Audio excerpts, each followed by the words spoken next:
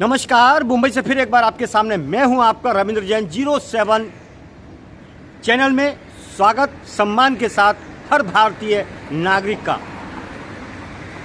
मुंबई में लोगों का कहना है कि BST का जो बस का किराया है वो डबल कर दिया है।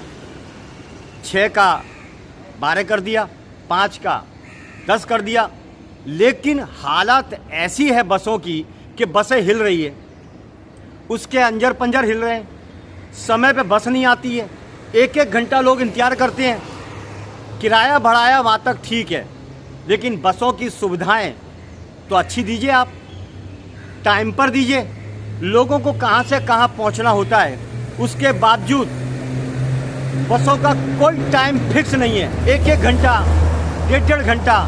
और बसों की हालत तो ऐसी है जैसे कोई भिखारी, कपड़े फटे हुए हैं, उसमें बदबू आ रही है, उसका कोई ठिकाना नहीं है। इस तरह बसें हिल रही हैं, बसों के अंदर की अंजर पंजर सीटें फटी हुई हैं, हालत बहुत ख़राब है। तो कितना शर्म का विषय है इस मुंबई आर्थिक नगरी के लिए। ये BMC जहाँ पर एशिया का सबसे बड़ा बजट और सबसे ज़्यादा पैसा आता है। मैं आपको एक सूचना के आधार पर ये बता देना चाहता हूँ कि मुंबई BMC में इतना पैसा आता है कि सड़कें चांदी सोने की बन जाएंगी, लेकिन उसके बावजूद ये इतने भ्रष्ट हो चुके हैं कि कागज़ पर सौंदर्यकरण, कागज़ पर विकास, कागज़ पर हर चीज़, कागज़ पर आधे से ज़्यादा पैसा खा जाते हैं। ये कितने बड़े भिखमंगे हैं कि अपने देश का पैसा खा जाते हैं। ये कितने कायर हैं, जनता का पैसा खा जाते हैं। ये कितने बड़े पापी हैं कि देश का पैसा, जनता का पैसा सब खा पी जाते हैं। कितना दुख का विषय है कि जो आराम जनता के लिए पैसा दिया जाता है, जनता टैक्स देती है, वो टैक्स खा जाते हैं। बहुत शर्म का विषय है ये, और सोचना चाहिए। भारत के अंदर एक और बात हम कहना चाहते हैं आपसे कि मुंबई का क्या है, आखिर मुंबई का मतलब क्या है। चारों तरफ जितने भी फुटपाथ हैं वो फेरी वालों ने घेर रखे हैं। ये फुटपाथ फेरी वालों ने क्यों घेर रखे हैं? इसके पीछे मुंबई हाई कोर्ट का आदेश है कि जनता के फुटपाथ खाली कराए जाएं, और CM देवेंद्र फडणवीस ने भी ये आदेश दिया है कि जितने भी रेलवे जो स्टेशन है वहाँ पर फुटपाथ पर फेरी वाले ना बैठे। उसके बावजूद भी फेरी वाले बैठते हैं और अंदर घुस के बैठते हैं। तो ये बड़ा शर्म का विषय है, बेहद शर्मनाक विषय है मुंबई हाई कोर्ट के लिए, जो मुंबई हाई कोर्ट के आदेशों की धज्जियां उड़ाई जाती है। और CM का आदेश, CM का मतलब महाराष्ट्र के CM देवेंद्र फडणवीस, वो एक सत्ता लेके बैठे हैं, मजबूती के साथ अपनी ताकत लेके बैठे हैं, उनके आदेश को हवा में उड़ा दिया जाता है। यानी आप समझ लीजिए, मुंबई में मुंबई हाई कोर्ट की कोई इज्जत नहीं। मुंबई में, महाराष्ट्र में CM के आदेशों का पालन नहीं किया जाता है, और फुटपाथ पर कब्जे किए जाते हैं, रेलवे स्टेशन पर कब्जे किए जाते हैं। ऐसी हालत है। लोकतंत्र, प्रजातंत्र का मतलब क्या है? नेता कुछ भी बोलेगा, भड़काऊ भाषण देगा, उसको सब चलता है। लेकिन अगर पब्लिक ने किसी नेता के खिलाफ आवाज़ उठाई, सच आवाज़ उठाई, जो नेता गलती करता है उसको गलती बताई, उसको चेहरा दिखाया, तो यहाँ का कानून उसको फंसा देगा कि आप देशद्रोही करते हैं, आप गद्दारी कर रहे हैं। तो देखिए, लोकतंत्र का मतलब क्या होता है। हर जनता को अधिकार है नेता को पूछने का कि तू क्या करता है।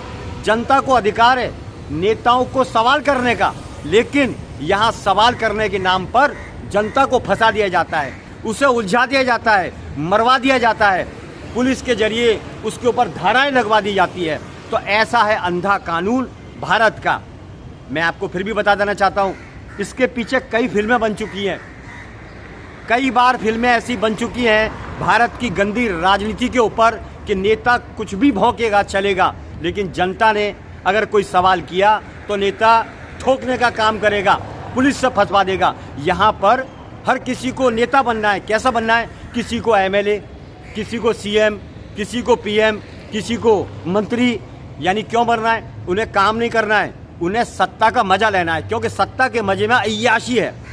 4-5 गाड़ियाँ आगे पीछे, पुलिस का पूरा बंदोबस्त, और हराम की खाने को मिलती है, प्योर खाने को मिलता है, माल मिलता है। और एक चीज़, पूरे देश को लूटने के लिए उनके पास अथॉरिटी मिल जाती है, यानी उनको परमिशन मिल गई, हम नेता बन गए, परमिशन मिल गई, लूटो।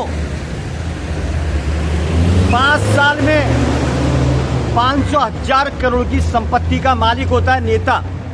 वो नेता कौन सा नेता? फुटकर नेता, जो कहीं पर उसके कितने केस दर्ज होंगे, वो उठाए गिरा नेता, चैन तोड़ने वाला नेता, ड्रग्सी नेता, रेपिस्ट नेता, वो देश को संभालते हैं। पढ़ी लिखी जनता नौकरी करती है, पढ़ी लिखी जनता ईमानदारी से नौकरी करती है, अपना घर चलाती है, टैक्स भी भरती है, और ये नेता बिना काम का सत्ता पे आ जाएगा, एक ही काम करेगा और साइन भी वहाँ करेगा जहाँ उसको माल मिलेगा।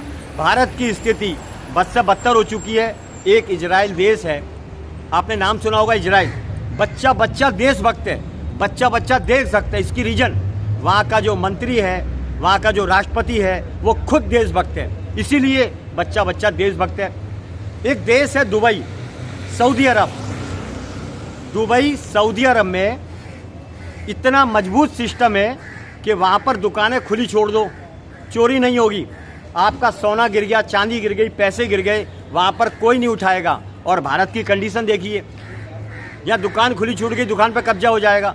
बहुत बुरी कंडीशन है, जबकि भारत योद्धाओं का देश है, भारत संस्कृति संस्कारों का देश है। यहाँ पर देवी देवताओं की पूजा होती है, यहाँ पर महान स्त्रियों को पूजा जाता है। उसके बावजूद भारत का सिस्टम देखिए आप, मिलावट के धंधे, ऐसा दूध जो बच्चों को पिलाया जाता है, ऐसा दूध जो भगवान पर चढ़ाया जाता है, उस दूध में मिलावट, घी में मिलावट, पनीर में मिलावट, खान पान में मिलावट, खाद्य पदार्थ में मिलावट, हर चीज़ में मिलावट और वसूली का अड्डा। कहीं भी जाओ, कोर्ट में जाओ तारीखें मिलेगी, हॉस्पिटल में जाओ लंबे लंबे बिल मिलेंगे। हालत ऐसी है कि बिना पैसे के, बिना वसूली के, बिना रिश्वत के काम नहीं होते हैं। इसका मतलब क्या है? ऐसी गंदी हरकतें तो मुगल करते थे, मुगल अय्याश थे, देश को लूटते थे, जनता को मारते थे, आतंकवाद फैलाते थे, तकलीफें देते थे और अय्याशी करते थे। वही आज के नेता है। 99% भारत के नेताओं की बीमारी है, अय्याशी करो, देश को लूटो और जनता का पैसा खा जाओ, कागज़ पर विकास बता दो। बहुत मुश्किल हो चुका है। इसके लिए योगी आदित्यनाथ जैसा नेता भारत में होना चाहिए, तभी देश का विकास होगा, तभी भारत की संस्कृति वास्तव में संस्कृति के रूप से ख्याति प्राप्त होगी। वरना ये भारत को 900 साल गुलाम किया था मुगलों ने, फिर वही कंडीशन है।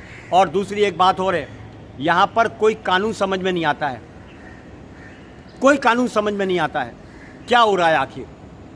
समझ से बिल्कुल बाहर हो चुका है, ना सिस्टम है ना शिष्टाचार है, ऊपर से नीचे तक भ्रष्टाचार फैल चुका है। हर आदमी लूटने में लगा है। यहाँ टोल पार्किंग, कार पार्किंग के नाम पर गली में मशीनें लटका के बीएमसी के लोग, पुलिस के लोग मिलके 300, 400, 500, 1000, 2000, 5000, हजारों की तादाद में करोड़ों रुपए रोज वसूल रहे हैं। आधे घर पे ले जा रहे हैं, आधे अपने डिपार्टमेंट में दे रहे हैं। यानी लूट का अड्डा बन चुका है ये मुंबई शहर। हर जगह लूट का अड्डा, फेरी वालों का अड्डा, पानी टैंकर माफियाओं का अड्डा, ड्रग्स का अड्डा। छत्रपति शिवाजी महाराज टर्मिनल पर जाओ या चर्चगेट पर जाओ, वहाँ पर फेरी वालों ने घेर रखा है, जबकि कोर्ट का आदेश है, सीएम का आदेश है कि फेरी वाले न बैठाए जाएं। लेकिन 300 रुपये रोज के अंदर हमारे देश के कुछ गद्दार है, शासन प्रशासन में बैठे हुए हैं, वो बुलबुल को नचाने के लिए, बाहर में जाने के लिए, बोतल के लिए 300 रुपये में अपने कर्तव्य का सौदा करते हैं। चलिए, इतना ही काफ़ी है। मैं मुंबई हाईकोर्ट से विनती करता हूँ, देवेंद्र फडणवीस से विनती करता हूँ, मुंबई बचा लीजिए और कर्तव्य का सौदा करने वालों को यूपी स्टाइल में, योगी स्टाइल में ठोकिए, तारीख नहीं फैसला कर दीजिए। इन्हीं उम्मीदों के साथ मेरा वक्तव्य समाप्त करता हूँ। नमस्कार, जय हिंद। फिर आऊँगा नए विषय के साथ।